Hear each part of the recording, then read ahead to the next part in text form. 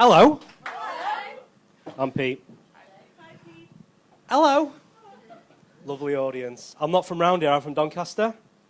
There's no fucking cheers there, is there? Hey, it's near Sheffield, does that help? I'm from Sheffield. Oh, great, this works. Near Sheffield. Cool. It's really fucking hard trying to tell Americans where Doncaster is. Doncaster. But yeah, we're a proud people. I'll tell you now, people from Doncaster answer to no one because they're all unemployed. And we've got a few social issues as well. We have issues with people begging in the street. I saw a guy with a little sign, it was really sad. It said, please, I'll suck dick for spare change. I said, spare change? It's 2019, what are you going to buy with spare change? He says, when you're doing what you love, it's not about the money. We've got issues with alcoholism, binge drinking, similar to Liverpool, I think. If you want to understand how bad it is, I'll set the scene for you. So Doncaster, outside any club, 3 o'clock in the morning, out will walk a very, very drunk girl. Let's call her Stephanie. There's no Stephanies here, is there? Good, because Stephanie's a fucking terrible human being. She's wearing a little short PVC dress, and when she's dancing through the night, things have shifted. So now she comes out the club full-on Donald Ducking. And Donald Ducking, if you don't know, is just where you're wearing nightmare clothing on the top half of your body. It's also called Winnie the Poohing. And she staggers out, and you know, she's just awful. And thanks to alcohol and bad decisions, this girl's welcomed in more dicks than UKIP. And she's staggering along now, very, very drunk, and you can see her bare arse. And she's got a really bad Chinese translation tattoo. It was supposed to say, love the journey, which she thought was deep and philosophical. She loved it. And the tattoo artist got it wrong, and it just says sausage storage. This is a real girl, don't laugh.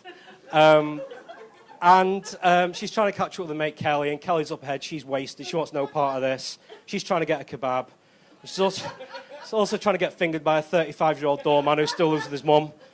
You know. So it's beautiful scenes in Doncaster. I'm glad to be in Liverpool tonight. Sometimes to get away from social issues in my hometown, I like to travel.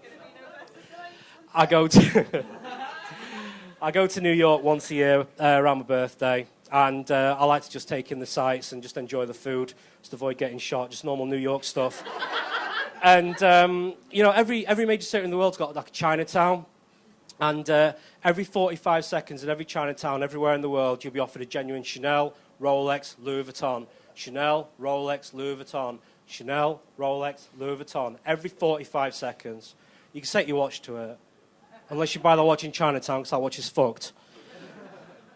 When you're in an expensive city like New York for a while, you start to say stupid things like, oh, you can get a bottle of house wine here for $40. That's really cheap. Completely forgetting that back in Doncaster, you can get a bottle of wine, full meal, dessert, and a blowjob from a guy in the street for the same amount of money. Sometimes I travel around the States. I went north to Alaska. I had a tour guide out there, and we saw this huge white bear. It's really cool. It climbed on top of another bear and started having sex with it. I said, oh, wow, they're mating. And he goes, oh, no, they're not mating. That's another male. He had sex with a female yesterday, though. So I guess it was a bipolar bear. My friends have some funny travel stories. I have a friend who went to Egypt with her dad when she was a little girl, and they were at the pyramids. And a guy came up to them, and he started trying to barter with the dad to buy the little girl for camels. Loads of camels with him. And the dad was a bit of a joke, because he thought he'd wind his kid up. So he's like, oh, no, I want more than 3 for her. She's a blonde. And the kid's getting really upset. And it's this really cute family story they tell, you know, at events, and all the family laugh, and it's really nice. But in 2019, things are a little bit more sinister. And that's just a genuine paedophile in the Middle East trying to buy a little white girl. That's just a full-on Netflix documentary. Speaking of which, I've got a little puppy called Larry, and we're watching The Disappearance of Madeleine McCann. And, yeah, the evidence dog started barking on screen, and my little dog started barking as well. I thought, that's really sweet, but it's been 15 years. You're not going to help find her now. But he's a good lad for trying, and by barking at the screen for 15 straight seconds, he's now done more to find Madeleine than the McCanns themselves. Ooh. So I've got a lot of friends in Doncaster. I go to them for advice sometimes. I said to a friend of mine, I'm struggling to sleep at night. I've got insomnia. He said, I've got the perfect solution for you, masturbation. So does that really work? He said, yeah. If you jerk off 5, maybe 6 men, you'll be exhausted. You'll be out like a light. I've not tried it yet, but some lads in the audience probably have. And it's important not to make eye contact when you say that, otherwise you will get beaten up or beaten off. Controversy then. So R. Kelly's, here it comes. R. Kelly's now out on bail. He got arrested. He's been accused of a string of offences over the years. I just want to put it out there right here, right now, on YouTube and in front of all of you. I stand behind R. Kelly. And I'll tell you why. If you stand behind a man like R. Kelly, it's a lot harder for him to rape you. It's just practical. The churches all over the world, in fact, they used to sing I Believe I Can Fly every week, and it was this big uplifting song, and all the choirs, I believe, and it was beautiful. And that got taken away from them. And I think they should be allowed to keep singing it. Because ultimately, the church invented the thing that R. Kelly got arrested for. It's only right. I've got a friend who's doing really well back home. He's a doctor. He studied for 7 years. I don't get his life choices. He studied for 7 years just so he could put on a rubber glove, lube up his fingers, and just stick them in patients every day. Which is pretty much all he does. And he's a coma doctor, so I really don't understand, but I don't ask any questions, and neither do his patients. I've been on Instagram a long time. When I started on Instagram, it used to be really innocent. It was all about pictures of food, you know, travel pictures.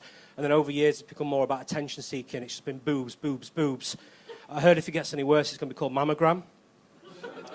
At which point, my creepy doctor friend will join, I'm sure. I've been doing stand-up not very long now, about 3 or 4 weeks. Like my 3rd proper gig. And I've met quite a few interesting people, you know, from different places. I met a girl a couple of weeks ago who texted me earlier on and said, guess what? Totally killed its night in Manchester. LOL. And she's not a comedian, but she was pregnant.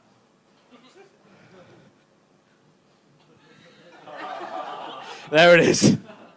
All right, guys, thank you. You've been great. I appreciate it. I'm Pete Lowe's. Thank you.